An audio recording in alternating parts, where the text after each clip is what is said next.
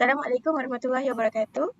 Jadi hari ini kami akan mengadakan perbincangan bagi tugasan e-pembelajaran berkenaan sejarah pendidikan di Malaysia, iaitu sistem pendidikan tradisional Melayu sebelum penjajahan. Baiklah, yang pertama saya akan mendiskusikan tentang ciri-ciri sistem pendidikan tradisional Melayu sebelum penjajahan. Sistem pendidikan tradisional Melayu sebelum penjajahan merupakan bentuk pendidikan yang berkembang dalam masyarakat Melayu sebelum kedatangan kuasa penjajah. Pendidikan pada ketika itu tidak dilaksanakan secara formal seperti sistem persekolahan moden, sebaliknya berlaku melalui keluarga, masyarakat, institusi agama dan kehidupan seharian. Pendidikan bertujuan membentuk individu yang mempunyai pengetahuan, kemahiran, nilai moral dan keagamaan yang diperlukan dalam kehidupan masyarakat. Aspek ciri-ciri pula kita boleh lihat di mana matlamat pendidikan membentuk individu yang berakhlak, beragama, mempunyai kemahiran hidup dan mampu menjalankan tanggungjawab dalam masyarakat. Institusi pendidikan rumah, masjid, surau, madrasah dan pondok menjadi tempat utama penyampaian ilmu. Peranan guru atau ulama menjadi sumber ilmu, pembimbing agama, membentuk akhlak dan contoh teladan kepada murid. Seterusnya, kandungan pembelajaran pendidikan agama Islam, Al-Quran, membaca, menulis, ilmu fardu ain, akhlak serta kemahiran kehidupan dan pekerjaan.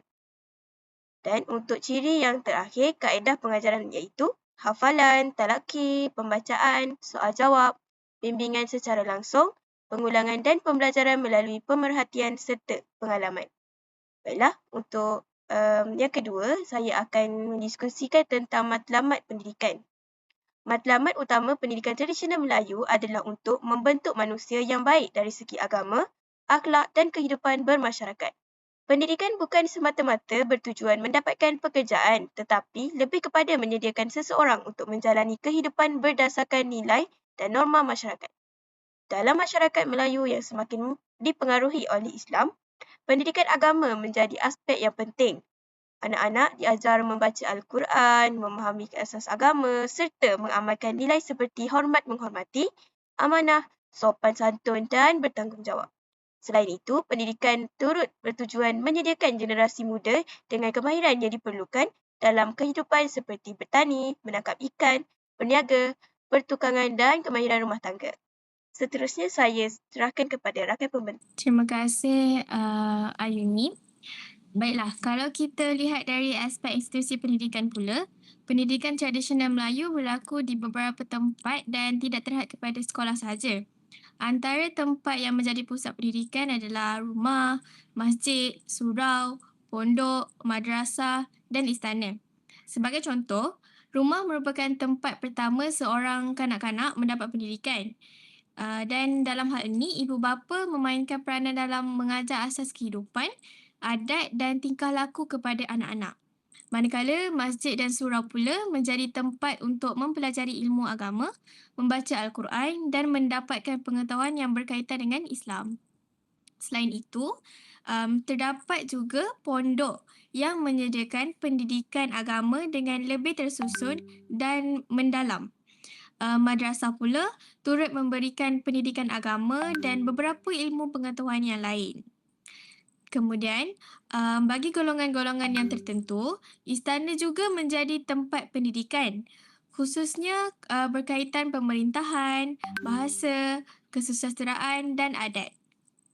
Baiklah, seterusnya saya akan sambung kepada peranan guru. Pada zaman tersebut, guru mempunyai kedudukan yang sangat penting dalam masyarakat. Guru bukan sahaja menyampaikan ilmu, tetapi juga berperanan sebagai pembimbing agama, pembentuk akhlak dan contoh teladan kepada murid. Terutamanya guru agama atau ulama, mereka sangat dihormati kerana mempunyai pengetahuan agama yang sangat tinggi. Hubungan antara guru dan murid juga lebih rapat berbanding sistem pendidikan yang moden sekarang. Hubungan tersebut berdasarkan rasa hormat, kepercayaan dan kepatuhan. Seterusnya saya serahkan kepada Nur Alia Syafiqah. Terima kasih kepada saudari Amsyah Humairah. Baiklah, seterusnya kita pergi kepada kandungan pembelajaran Kandungan pendidikan tradisional Melayu banyak dipengaruhi oleh agama Islam, adat Melayu dan keperluan kehidupan masyarakat. Jadi, antara kandungan pembelajaran ialah membaca dan menghafaz Al-Quran, asas ilmu agama dan fardu ain, akhlak dan nilai moral, bahasa Melayu dan tulisan Jawi, kesusasteraan dan adat Melayu, kemahiran pekerjaan seperti pertanian, pertukangan dan perniagaan, dan yang akhir sekali ialah pengetahuan berkaitan kehidupan masyarakat. Kandungan tersebut bersifat praktikal kerana ilmu yang dipelajari boleh terus digunakan dalam kehidupan seharian. Baiklah, seterusnya kita pergi kepada kaedah pengajaran. Kaedah pengajaran tradisional banyak bergantung kepada interaksi secara langsung antara guru dengan murid. Antara kaedah yang digunakan seperti hafalan. Murid menghafaz ayat Al-Quran, doa dan ilmu tertentu.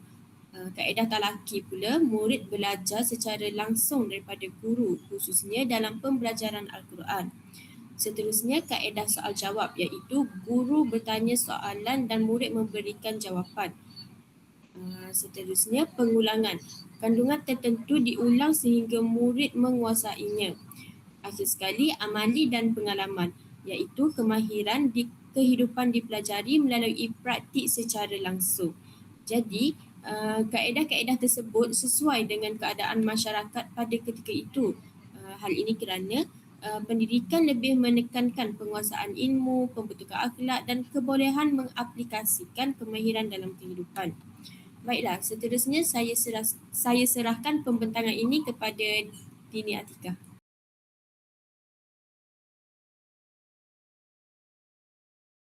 Baiklah, terima kasih saudari Ni'alah Syafiqah.